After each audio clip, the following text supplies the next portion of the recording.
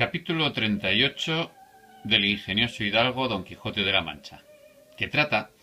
del curioso discurso que hizo Don Quijote de las armas y las letras. Aquí Cervantes se larga un discurso sobre, lo que opinaba. Esto se hacía mucho también en la literatura anterior. Lo curioso de Quijote es que va contando cuentos, mezclando historias, leyendas, cosas inventadas, por supuesto, por Cervantes, que también se hacía en la literatura anterior, pero yo creo que lo moderno es la disposición, ¿no?, de cómo las va mezclando unas con otras, cómo se van encontrando unos personajes con otros para dar realidad a todas estas historietas. En fin, este primer libro es un libro de historietas muy entretenidos. Y esto del discurso sobre las armas y las letras, pues también desde el Renacimiento es un tema recurrente. Prosiguiendo Don Quijote, dijo: pues comenzamos en el estudiante por la pobreza y sus partes, veamos si es más rico el soldado y veremos que no hay ninguno más pobre en la misma pobreza, porque está atenido a la miseria de su paga, que viene o tarde o nunca, o a lo que garbeare por sus manos, con notable peligro de su vida y de su conciencia.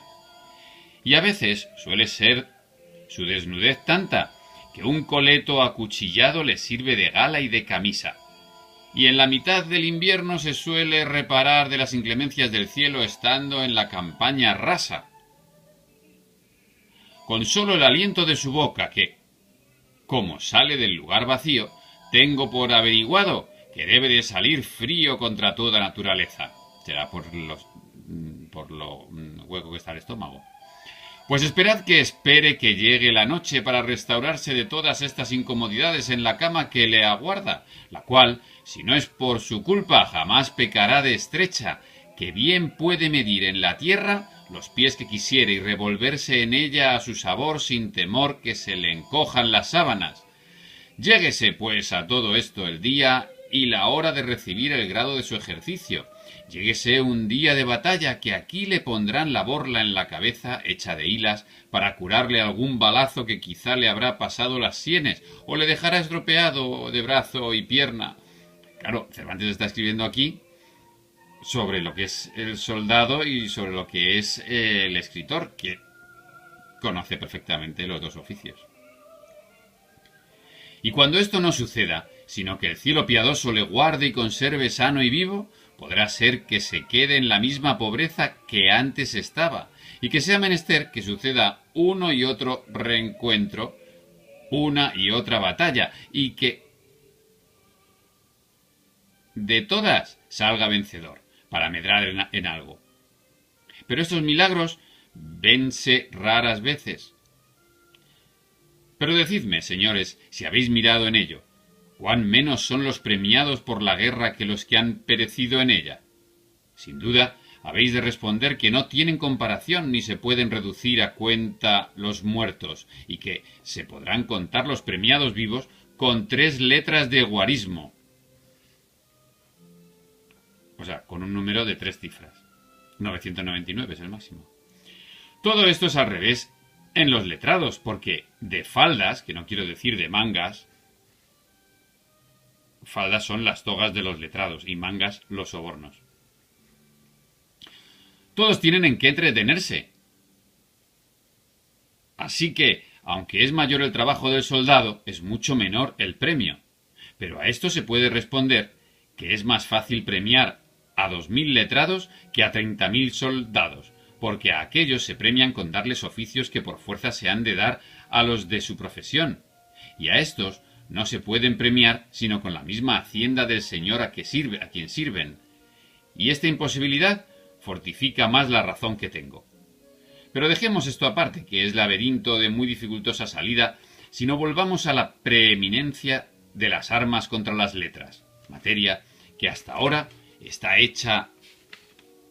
por averiguar, según son las razones que cada una de su parte alega. Y entre las que he dicho, dicen las letras que sin ellas no se podrían sustentar las armas, porque la guerra también tiene sus leyes y está sujeta a ellas, y que las leyes caen debajo de lo que son letras y letrados. Esto Esto es como la famosa confrontación del siglo anterior en Italia sobre qué era, bueno, en Italia y después en España y el resto de Europa, sobre qué era más preeminente, la poesía o la pintura. Y también están las confrontaciones entre pintura y escultura, en fin, es un tema recurrente. Cervantes lo que hace es confrontar dos cosas que conoce bien, las letras y las armas. A esto responden las armas que las leyes no se podrán sustentar sin ellas, porque con las armas se defienden las repúblicas que conservan los reinos, se guardan las ciudades, se aseguran los caminos, se despejan los mares de corsarios, y finalmente, si por ellas no fuese, las repúblicas, los reinos, la monarquía, las ciudades, los caminos de mar y tierra estarían sujetos al rigor y a la confusión que trae consigo la guerra, el tiempo que dura, y tiene licencia de usar sus privilegios y de sus fuerzas. Y es razón averiguada que aquello que más cuesta se estima y debe de estimar en más. Alcanzar a alguno a ser eminente en letras les cuesta tiempo, vigilias, hambre, desnudez, váguidos de cabeza, indigestiones de estómago y otras cosas a estas adherentes, que en parte ya las tengo referidas. Mas llegar uno por sus términos a ser buen soldado le cuesta todo lo que al estudiante. En tanto mayor grado que no tiene comparación porque a cada paso está a pique de perder la vida. ¿Y qué temor de necesidad y pobreza puede llegar ni fatigar al estudiante que llegue al que tiene un soldado que, hallándose cercado en alguna fuerza y estando de posta o guarda en algún rebellín o caballero, siente que los enemigos están minando hacia la parte donde él está, y no puede apartarse de allí por ningún caso ni huir del peligro que de tan cerca le amenaza? Solo lo que puede hacer es dar noticia a su capitán de lo que pasa, para que lo remedie con alguna contramina, y él estarse quedo temiendo y esperando cuándo improvisamente ha de subir a las nubes sin alas y bajar al profundo sin su voluntad, o sea, morirse. Y si este parece pequeño peligro, veamos si le iguala o hace ventaja el de embestirse 2 galeras por las proas en mitad del mar espacioso, las cuales, enclavijadas y trabadas, no le queda al soldado más espacio del que concede 2 pies de tabla del espolón, o sea, la punta de hierro del extremo de la proa, que es por donde solían comenzar los abordajes. Y con todo esto, viendo que tiene delante de sí tantos ministros de la muerte que le amenazan, cuantos cañones de artillería se asestan de la parte contraria, que no distan de su cuerpo una lanza, y viendo que al primer descuido de los pies iría a visitar los profundos senos de Neptuno,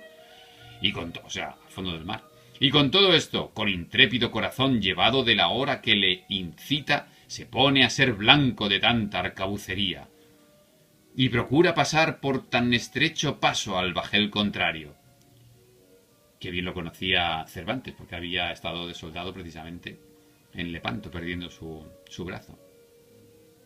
Y lo que más es de admirar, que apenas uno ha caído donde no se podrá levantar hasta la fin del mundo, cuando otro ocupa su mismo lugar, y si éste también cae en el mar, que como a enemigo le aguarda, otro y otro le sucede sin dar tiempo al tiempo de sus muertes. Valentía y atrevimiento, el mayor que se puede hallar en todos los trances de la guerra.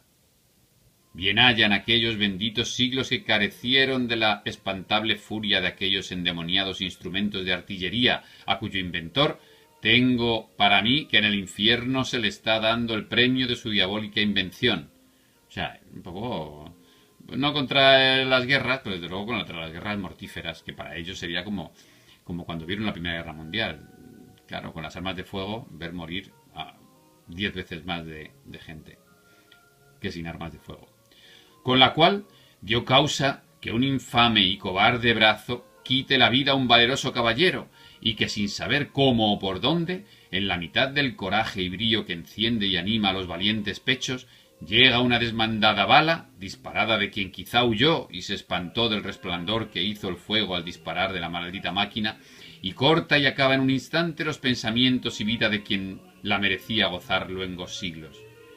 Y así, considerando esto, Estoy por decir que en el alma me pesa de haber tomado este ejercicio de caballero andante en edad tan detestable como es esta en que ahora vivimos, porque, aunque a mí ningún peligro me pone miedo, todavía me pone recelo pensar si la pólvora y el estaño me han de quitar la ocasión de hacerme famoso y conocido por el valor de mi brazo y filos de mi espada, por todo lo descubierto de la tierra. Pero haga el cielo lo que fuere servido, que tanto seré más estimado si salgo con lo que pretendo, cuanto a mayores peligros me he puesto que se pusieron los caballeros andantes de los pasados siglos. Todo este largo preámbulo dijo don Quijote en tanto que los demás cenaban, olvidándose de llevar bocado a boca, puesto que algunas veces le habían dicho a Sancho Panza que cenase, que después habría lugar para decir todo lo que quisiese. En los que escuchado le habían sobrevino nueva lástima de ver que hombre que al parecer tenía buen entendimiento y buen discurso en todas las cosas que trataba, le hubiese perdido tan rematadamente en tratándole de su negra y pigmentada caballería. El cura le dijo que tenía mucha razón en todo cuanto había dicho en favor de las armas, y que él, aunque letrado y graduado, estaba de su mismo parecer. Acabaron de cenar, levantaron los manteles, y en tanto que la ventera, su hija y Maritornes aderezaban el camaranchón de Don Quijote de la Mancha, donde habían determinado que aquella noche las mujeres solas en él se recogiesen,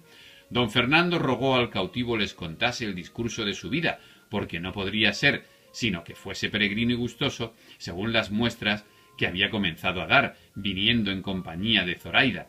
A lo cual respondió el cautivo que de muy buena gana lo haría lo que se le mandaba, y que sólo tenía que el cuento no había de ser tal que les diese el gusto que él esperaba, pero que, con todo eso, por no faltar en obedecelle, le contaría. El cura y todos los demás se lo agradecieron, y de nuevo se lo rogaron, y él, viéndose rogar por de tantos, dijo que no era menester ruegos a donde el mandar tenía tanta fuerza. Y así estén vuestras, decía él, y así estén vuestras mercedes atentos y oirán un discurso verdadero a quien podría ser que no llegasen los mentirosos que con curioso y pensado artificio suelen componerse. Con esto que dijo, hizo que todos se acomodasen y le prestasen un gran silencio, y él, viendo que callaban y le esperaban lo que pudiese decir, con voz agradable y reposada, comenzó a decir de esta manera: